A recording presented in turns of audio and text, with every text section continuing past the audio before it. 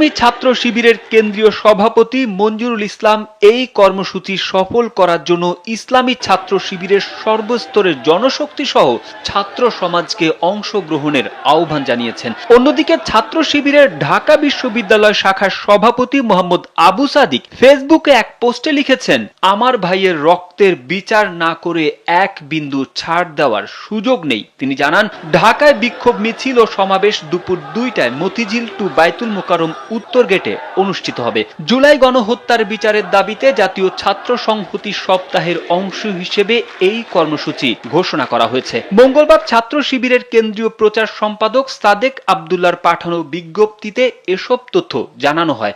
বিজ্ঞপ্তিতে বলা হয়, 26 নভেম্বর মঙ্গলবার সন্ধ্যায় বাংলাদেশ ইসলামী ছাত্র শিবিরের কেন্দ্রীয় সভাপতি মঞ্জুরুল ইসলাম এই কর্মসূচি ঘোষণা করেন। কর্মসূচি সফল করার জন্য শিবিরের সর্বস্তরের জনশক্তি সহ ছাত্র সমাজকে অংশগ্রহণের আহ্বান জানানো যাচ্ছে।